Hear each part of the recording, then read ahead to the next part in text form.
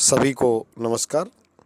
राजा राम मोहन राय के बारे में आज बताऊंगा। 1772 में जन्मे बंगाल में और हुगली ज़िले में जन्मे थे राजा राम मोहन राय जी। और 1833 में ब्रिस्टल में इंग्लैंड में उनका देहांत हुआ। बहुत कुछ दे गए समाज को, राष्ट्र को। उनके विचार आज हम सब भारतीयों मिलकर आगे बढ़ाने हैं। राजा राम मोहन राय को आधुनिक भारतीय राजनीति और सामाजिक चिंतन का अग्रदूत माना जाता है। राजा राम मोहन राय भारतीय पुनर्जागरण के जन्मदाता, महान समाज सुधारक, पाश्चात्य शिक्षा पद्धति के समर्थक तथा नारी स्वतंत्रता के प्रबल समर्थक थे। डॉक्टर बी मजूमदार के अनुसार राजा राम मोहन राय आधुनिक भारतीय राजनीतिक आंदोलन के जनक हैं। राजनीतिक चिंतन के इतिहास में उन्हें वही स्थान प्राप्त है जो कि अरस्तु को पाश्चात्य राजनीतिक चिंतन के इतिहास में प्राप्त है। इंग्लिश में कहा भी है, Raja Ram Mohan Roy is the father of modern Indian political movement. His position in the history of political thought is the same as that of अरस्तु इन वेस्टर्न पॉलिटिकल थॉट। अरस्तु का जो पश्चिमी जगत में जो सम्मान है, वही राजा राम मोहन राय जी का राजनीतिक चिंतन के मामले में भारतीय समाज में वही स्थान है, वही दर्जा है। मैं उनकी लाइफ एंड वर्क ऑफ राजा राम मोहन राय यानी उनकी जीवन और उनकी जो रचनाएं हैं उन पर चर्चा करूंगा। राजा राम मोहन राय को एक पथ निर्माता और नव भारत के संदेशवाहक के रूप में जाना जाता है। राजा राम मोहन राय का जन्म सन 1772 में बंगाल के हुगली जिले के राधानगर गांव में उनका जन्म हुआ। उनके पिता का नाम रमाकांत और माता का नाम तारिणी देवी था। उनके दादा कृष्ण चंद्र बनर्जी बंगाल के नवाब की सेवा में थे और उन्हें राय की उपाधि प्राप्त हुई। इस कारण तब से राय शब्द उनके परिवार के सभी सदस्यों के नाम के साथ जुड़ गया। राय सर ये पुरानी उपाधियाँ दी जाती थी उस गुलाम भारत के समय। उनके पिता वैष्णव और माता शाक्त थी भक्ति की दृष्टि से। इस कारण परिवार से ही उन्हें वैष्णव और शाक्त प्रभाव प्राप्त हुई।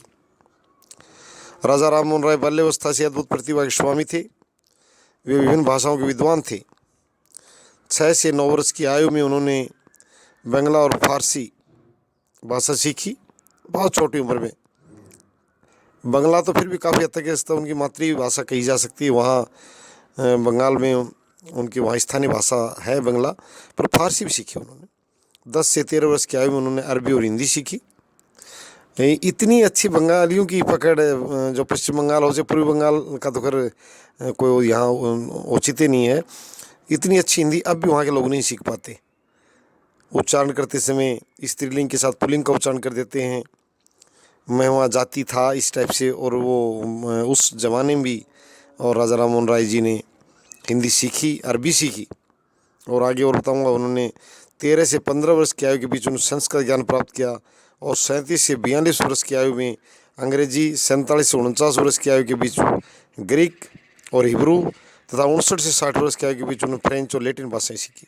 आजकल भाषा संबंधी पाठ्यक्रम बहुत संचालित किए जा रहे हैं और सभी भाषाओं से लगा होना चाहिए। भाषा अपनी पराई नहीं होती, भाषा सिर्फ एक संवाद का माध्यम है। और ये देखना है कि हमें किस स्तर पर, और मैं ये कहना चाहूँगा कि आज अगर अंतर्राष्ट्रीय स्तर पर बात की जाए तो कुछ लोग जापानी सीख रहे हैं, कुछ लोग फ्रेंच सीख रहे हैं, क्योंकि जापान और फ्रांस में ज़्यादा अंग्रेजी से काम नहीं चलता। हिंदी तो छोड़ो, अंग्रेजी भी नहीं चलता, क्योंकि वहाँ की स्थानीय भाषाएं फ्रेंच और जो जापानीज जो हैं।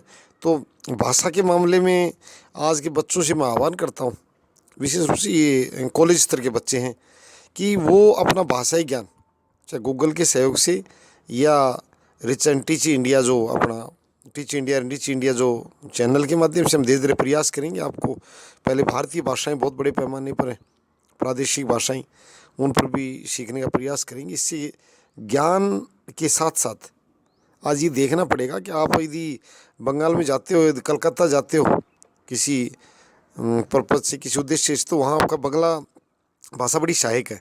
अहमदाबाद यानी गुजरात में गुजराती, चेन्नई में तमिल, हैदराबाद में तेलुगु। भारत में ही रहते हुए हमें उत्तर भारत को छोड़ने के बाद काफ़ी हद तक प्रादेशिक भाषाओं की जानकारी रखना बहुत आवश्यक हो जाता है, क्योंकि वहाँ के जो कम पढ़े लिखे लोग हैं वो अंग्रेजी में संवाद नहीं कर सकते, हिंदी अभी तक उनकी भाषा बन नहीं पाई है।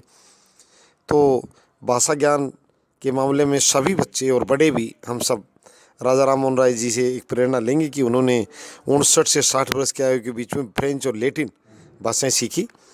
उन्होंने कम से कम पूर्व लिखित 6 भाषाओं में आसानी से दक्षता के साथ अपने भावों को प्रकट करने की क्षमता प्राप्त की, यानी 6 भाषाओं तो पकड़ भी थी ठीक ठाक उनकी। जब दिल्ली के मुगल सम्राट के द्वारा उन्हें ब्रिटिश सम्राट के सामने अपना मामला प्रस्तुत करने के लिए अकबर द्वितीय ने भेजा था उनको सम्राट के दरबार में इंग्लैंड की, भाई मेरी पेंशन की बढ़ोतरी के लिए आप प्रार्थना करने के लिए जाएं, तो वहाँ ये बताया मुगल सम्राट अकबर द्वितीय के द्वारा राजा की उपाधि प्रदान की गई। जब वहाँ भेजते इसमें उनको राजा की उपाधि दी गई थी, वो किस क्षेत्र के राजा नहीं थे, उनकी सम्मान स्वरूप अकबर द्वितीय उन्होंने राजा की उपाधि प्रदान की। राजा राम मोहन राय ने 1809 से 1814 तक ईस्ट इंडिया कंपनी में नौकरी की। 1814 उन्होंने नौकरी छोड़कर धार्मिक उत्थान और सत्य की खोज के उद्देश्य से कलकत्ता में रहना प्रारंभ कर दिया। देखो कितना बड़ा त्याग है। आज लोग नौकरी में पीछे दौड़ रहे हैं और राजा राम मोहन राय जी ने नौकरी को त्याग कर, कंपनी की नौकरी कह दो, सरकारी नौकरी कह दो उस टाइम, और सत्य और धार्मिक सत्य की खोज और धार्मिक उत्थान के लिए कहते हैं शिक्षा 2 चीज़ अवश्य दे, संस्कार और रोजगार। दोनों चीज़ राजा राम मोहन राय जी को मिली। उन्होंने कुछ नौकरी का आनंद भी प्राप्त किया 5 वर्ष तक, और उसके बाद में सत्य और धार्मिक उत्थान के लिए चल पड़े। 1815 में उन्होंने कलकत्ता में आत्मी सभा की स्थापना की और धर्म और दर्शन के विद्वानों की विचार गोष्ठी का आयोजन किया। 1815 में ही उन्होंने ब्रह्मसूत्र का बंगला में अनुवाद प्रकाशित किया, जो को रचना ब्रह्मसूत्र उसका बंगला में अनुवाद प्रकाशित किया। और 1816 में केन तथा ईशोपनिषद यानी ईश प्लस उपनिषद ईशोपनिषद का बंगला तथा अंग्रेजी में अनुवाद, यानी इन रचनाओं का उन्होंने बंगला में और अंग्रेजी में अनुवाद किया। 1818 और 1820 में उन्होंने संस्कृत ईसाई धर्म की पुस्तकों पर अपनी व्याख्या प्रकाशित की। इस व्याख्या में काफ़ी विवाद उत्पन्न कर दिया। चलो विवाद चलते रहते हैं, आदमी शुरुआत में इतनी ज़्यादा स्वीकारोक्ति नहीं होती हर विद्वानों के आपस में। उन्होंने 1821 में बंगला में संवाद कौमुदी तथा फारसी में मिरात उल अखबार नामक, मिरात उल अखबार का मतलब बुद्धि दर्पण है, और इन 2 पत्रिकाओं का प्रकाशन आरंभ किया, जिनमें साहित्यिक, ऐतिहासिक, राजनीतिक और वैज्ञानिक विषयों पर लेख प्रकाशित होते थे। उन्होंने इन पत्रिकाओं के माध्यम से भारतीयों के प्रारंभिक राजनीतिक अधिकारों की मांग प्रस्तुत की। 1827 में उन्होंने ब्रिटिश इंडिया यूनिटेरियन एसोसिएशन की स्थापना की। देखो ये खास बात है कि अगर आप अपनी बात को आगे बढ़ाना चाहते हैं तो आपको जो है एक संस्था गठित करके, जैसे अभी हमने ये जो चैनल शुरू किया है इसमें भी ज़्यादा सब्सक्राइब करने पर सभी साथी जोर दें, सभी बच्चे जोर दें, क्योंकि इसमें बड़ी संख्या में हम वीडियो लेकर आएंगे। और मैंने एक शोध के रूप में बता सकता हूँ, मेरा जहाँ तक शोध है, यदि इसे कोई आजमाए तो वो देख ले कि लिखने से और पढ़ने के बजाय सुनने से मेमोरी रिटेंशन होती है, याददाश्त का ठहराव। याद मतलब कोई चीज़ जो याद करनी है उसका ठहराव वो ज़्यादा समय तक याद रहे। शायद सुनने में आसान भी है, रुचिकर भी है और ठहराव ज़्यादा है। तो ये बात मैं बार बार आपसे साझा करूँगा। सभी भारतीय नागरिकों से समय समय पर जो शिक्षा, ये अभी जो अभियान चलाया है कि टीचिंग वाइल टॉकिंग, यानी बातों बातों में पढ़ाई, और टीच इंडिया रिच इंडिया, ज़्यादा से ज़्यादा इस चैनल में लोगों तक फैलाना, लोगों के अंदर एक जोश पैदा करना, एक रुचि पैदा करना भी चैनल का एक मिशन है। कि मैडम मोंटेसरी ने कहा था, आप रुचि पैदा कर दो फिर वो व्यक्ति शिक्षित बन जाएगा। ये काफ़ी हद तक ये बात बिल्कुल सही है कि अगर रुचि जागृत हो गई तो उसका पढ़ना और पढ़ाना दोनों प्रक्रिया आसान हो जाती है। तो सबसे पहला है उस कार्य को सरल दिखाना, सरलता पैदा करना, परीक्षाओं के प्रति समझ, और ये जो फैल फाल वाले शब्द हैं वो हम चाहते हैं कि बहुत बड़े पैमाने पर भी अभियान चलाएंगे विद्यार्थियों के, अध्यापकों के सहयोग से राष्ट्रीय स्तर पर, कि इस तरह की कोई चीज़ नहीं रहेगी। और हम चाहते भी हैं कि आमूल चूल परिवर्तन शिक्षा जगत में लेकर इस चैनल के माध्यम से लेकर हम आएंगे। धन्यवाद।